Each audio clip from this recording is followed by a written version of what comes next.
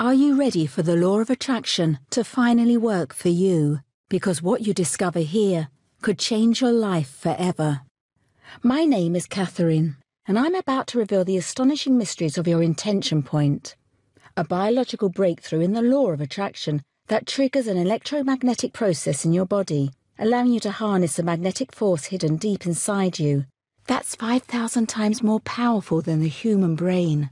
I know it sounds crazy, but your intention point really will make you fall madly in love with your life.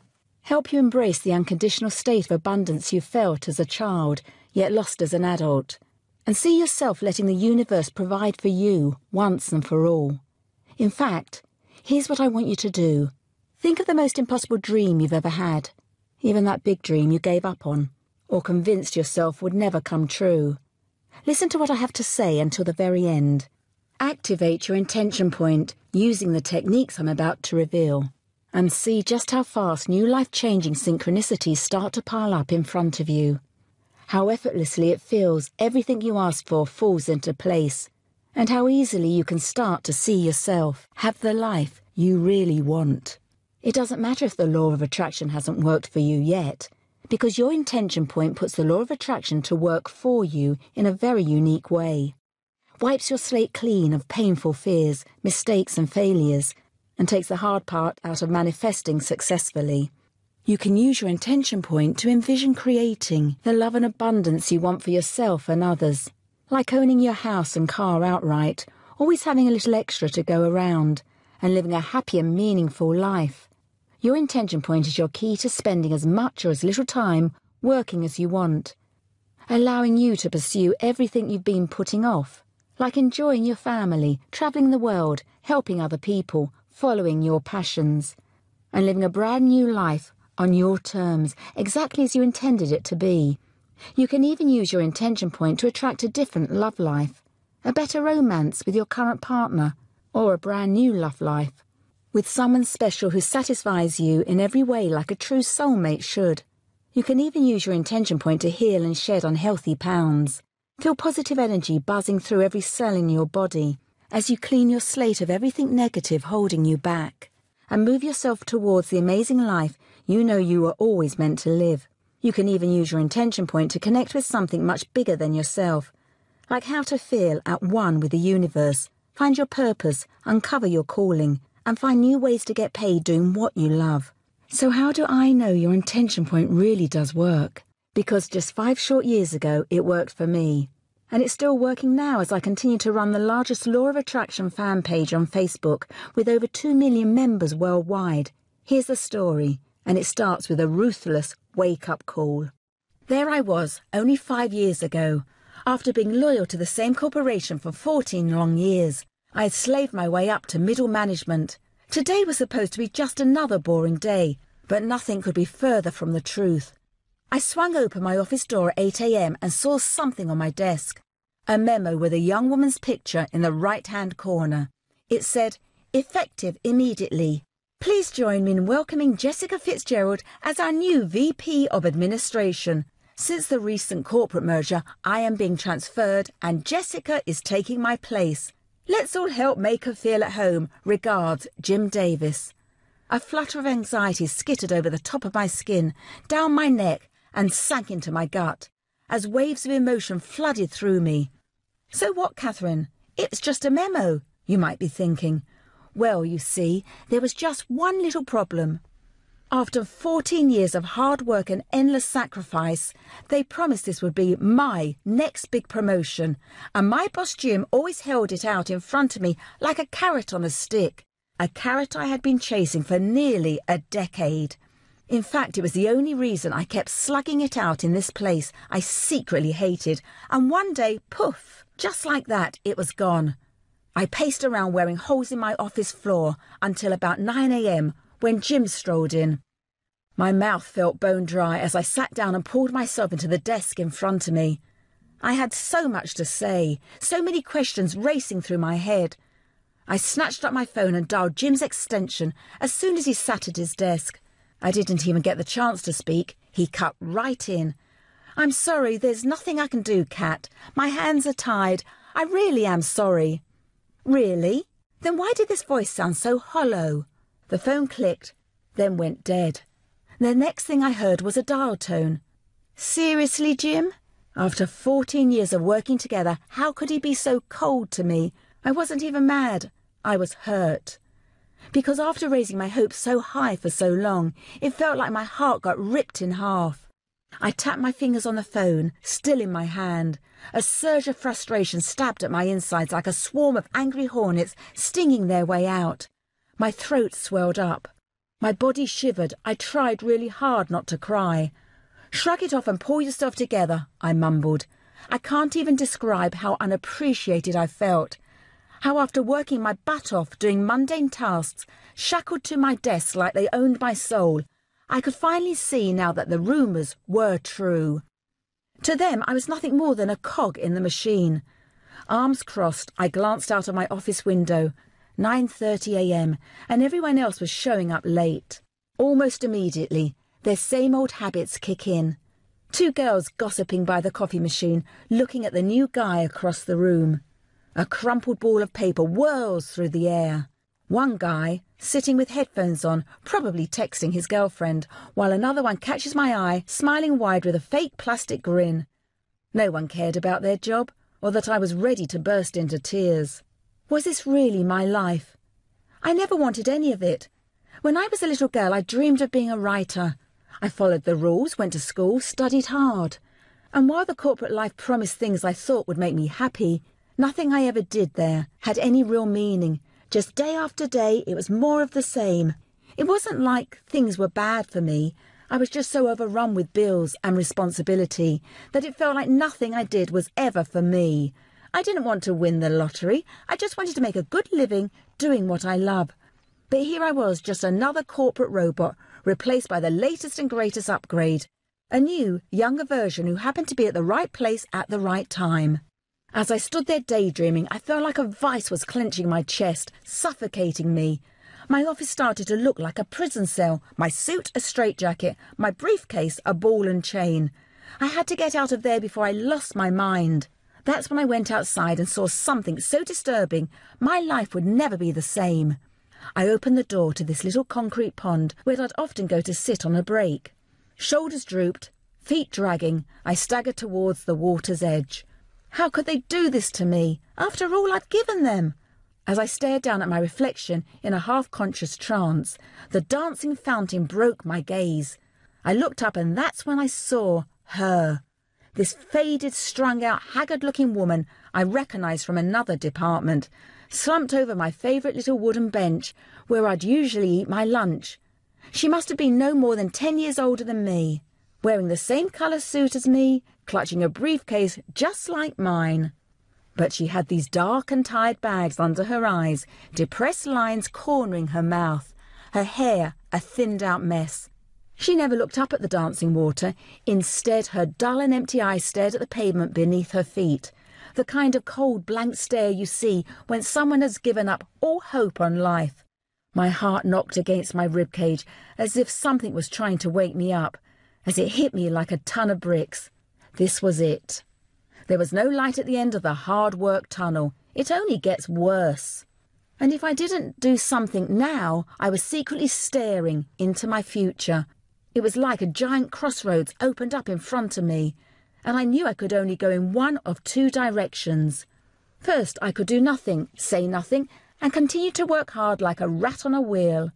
But that road would just get me more of the same, like it always has. My second choice was to do what I ended up doing. I drew a line in the sand and said, enough is enough. It's time for things to change. That weekend I was at my good friend Stephanie's house for dinner. Her uncle David was in town. David was a science professor giving a lecture on quantum physics at the local university, and since Stephanie and I grew up together, I would see David once in a while. I was really upset and tried not to show it over dinner, but after a couple of glasses of wine, I couldn't hold back my tears, and it all came out. "Stephanie," I said, "I need to know something. How do you do it? I mean, look at you, then look at me. We grew up together, went to school together, did everything together. So why is it that you get to sit on your butt all day and work half as much as I do and make almost twice as much money as me? While here I am, killing myself, working crazy hours and getting nowhere. What are you doing that I am not? Stephanie's head jerked up like a deer in headlights. That's when David stepped in to save her. It's okay, Catherine. I know you're upset. I heard about what happened at work. That's why I brought you this. He reached into his briefcase, pulled out a DVD and placed it in my hands. It was this well-known movie about manifesting, one you probably heard of. After dinner we sat together in the living room and turned it on. It was my first time ever hearing about the law of attraction in my life, and I was stunned, but at the same time confused. I loved the idea about thinking abundant, but I grew up in a house where our family motto was save hard and conserve. So it honestly felt like wanting more than I needed was wrong. And manifesting $1 million felt like a little too Hollywood for me. I turned to David when it was over. So, that's it. I thought there would be more to it than that. David sighed. Actually, Catherine, there is a lot of missing science in that movie, but it's a great place to start. Now, if you'll excuse me, ladies, I have to rest for my lecture in the morning. David put on his jacket, reached in his pocket and handed me a business card. Catherine, call me if you need anything, okay? We said our goodbyes and David was out the door. As I drove home that night, my mind was racing a mile a minute. I was sceptical by nature, but something deep inside me really wanted to believe. Could this be it? Could the law of attraction really help me live a better life? Over the next several weeks, I did everything the movie told me to do. It was so exciting, like I found a new secret world. I read the well-known books, I bought the CDs, I dug into everything about the law of attraction I could find. For once, I felt like maybe, just maybe, things might finally turn around for me. So I put it to the test. First, I tried to manifest big things, just to see what would happen, like a new car, a new house, or the things the movie said I could. But nothing happened, and I didn't expect it to.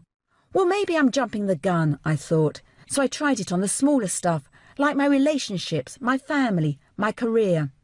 I felt more positive, but nothing changed. So I started at the bottom to manifest tiny stuff like a parking spot or a discount at the store or even a sunny day. And while it seemed to work some of the time, it could have easily been a random coincidence. I kept trying, but after a while, I secretly felt stupid. I figured the law of attraction just didn't work for me. At one point, I got so upset that I actually snatched the DVD off the shelf and hurled it in the trash bin. No more woo-woo stuff, I scoffed out loud. In an act of desperation, I started working harder and trying harder than ever before. I showed up earlier, left even later, wishing for another promotion to come along. And this went on for months. Until one evening, everything changed. I was sitting in my kitchen when the phone rang. It was my daughter from college with startling news. Before I even said hello, she said the last 3 words I ever expected to hear. Mum, I'm pregnant. My heart nearly jumped out of my chest as I sprung to my feet. Her voice quivered as she wept and apologised. My head nearly exploded with worry. She was only 19. What about school? How are we going to afford this? I had to stay strong. It's okay, sweetheart. We'll figure this out. I was in the shower when the idea came out of nowhere. Call David. I dug up his card and frantically dialed his phone. Call it synchronicity or fate or whatever you will. But it just so happened he would be in town that next week giving his last lecture before he retired. I told him what happened and he was happy to help. We met at this quaint little cafe. David, I need to know the truth. My instincts tell me the law of attraction is real, but nothing I did from that movie worked, so I gave up. And right now I need a miracle. He took a sip of his coffee. You're right, the law of attraction is real. But just like you, lots of people got the wrong message from that movie. They struggle to make it work because they miss the most important part. You see, Catherine, there is one critical thing blocking you from having what you want, and it's not your fault because it has nothing to do with you. David opened his briefcase and pulled out a folder. Bear with me, he said. This will all make sense. He showed me a scientific case study run on a group of male mice in a lab. These mice were conditioned every day since birth to fear the scent of cherry blossoms by vibrating the floor while releasing the scent into their habitat, until the mice would react in fear just to the scent of cherry blossoms alone. Next, these mice were then bred with female mice who were not part of the cherry blossom experiment, and guess what happened? Their offspring had the same terrified reaction to the smell of cherry blossoms that the father had, even though they never felt the floor vibrate in their lives, not even once. And the same fear was passed on for 6 generations of mice. It went on to conclude that fear is passed down from parent to child, and the child experiences the same fear without ever knowing why. So what does this mean for me? I asked. Think about it, Kat. It works the same for all living beings. Your beliefs about money, love, success, about having what you really want in life, are all based on conditions that run in your family line. You might even be struggling with fears of failure and success that your great-great-great-grandmother learned a century ago, that turned into your beliefs about what is possible for you in your life, without ever knowing it. That's why for most people, growing old means accepting limits and settling for less, just like their family did. A shiver went down my spine. I thought about my daughter and her daughter that was on the way. Intuitively, I knew he was right, but that's also why Stephanie does well and makes it look easy. Her father comes from a wealthy family. He gave her empowering beliefs about money and success, not limiting ones. It's all unconscious. That's why the law of attraction just works for her. He placed his cup down and looked me straight in the eye. Remember, the movie was right about some things, but there is so much misinformation out there that it's hard to tell what is real and what is fake. However, after all my years of quantum physics, I've learned it really comes down to one simple thing, something very powerful you must use to manifest, and it's not your brain. And for the next half hour, he revealed everything. He taught me 4 simple steps that manifest intentions on your behalf, and how anyone can use these steps to see themselves get what they ask for. He showed me how your mind secretly tricks you into manifesting what you do not want, and how to turn that around into the most powerful asset in your life. He explained the #1 reason why manifesting doesn't work for some people, and how anyone can put the law of attraction to work for them without doing anything difficult, silly or weird. Then David revealed his greatest discovery, the intention point. A physiological mechanism that empowers you with a magnetic field 5,000 times stronger than your brain, if you apply it the right way. As he revealed how it works and where this magnificent power comes from, it was like the last piece of the law of attraction puzzle fell into place. My eyes opened wide as I scribbled everything down as fast as I could. Then, with nearly 2 full notepads soaked with ink, I went home and typed it up on my computer. Over the next few weeks, David and I broke everything down into dozens of tricks and techniques that would give me leverage in every situation and put the universe on my side. Scrolling through the completed file, I felt a tingle in my belly, a glow in my chest. I'd done it. I'd created a treasure map to having the life I really want by tapping into my personal source of limitless power, my intention point. About 6 months later, I strolled into my office early one morning once again. I sat at my chair and used the personal power maximizer, a 5-minute exercise designed to flood your entire being with unstoppable confidence by tuning into your body chi energy. When I opened my eyes, I saw another memo on my desk. But this time it wasn't from my boss. It was from me. It was my resignation. I'd already put in my notice 2 weeks ago. Today it was time to say goodbye. I thought about the chief editor job I got across town with nearly twice the pay. How meaningful it is to do what I love for a living. The lucky string of synchronicities that made it all possible. And how the financial stress of my granddaughter coming into this world was gone. As I read what I wrote, I lit up like a kid on Christmas Day. My future felt bright again. I was inspired again, like when I was a little girl and the world was my oyster, abundant with joy, passion and hunger for life. I bet you can feel right now how liberating that was. Jessica was at her desk when I cracked open the door. "Hey, Catherine, today's the day," she said. "Thanks for everything you've done for me. I don't know what I would have done without you." She closed her blinds and gave me a big hug. We'd grown close after she came to me for help almost every day while training. And it was obvious. Jessica didn't belong here either. "One more thing, Kat, I'd love to know." Her eyes peered at the mountain of paperwork on her desk. "How the heck did you find such a great job in a totally different industry?" "Jessica," I replied, "you wouldn't believe me if I told you." "Oh, yeah?" she said. "Try me." I knew I could help her, but I wasn't sure. David gave me this stuff in private. Was this really something I wanted to share? I'd taken her under my wing for the last 6 months. How could I say no? The next day she emailed me with a big, huge wow in the subject line that said, "Catherine, your life purpose GPS is brilliant. I knew this job was just a stepping stone. I'm going back to law school. It's what I really want. Thank you, thank you, thank you."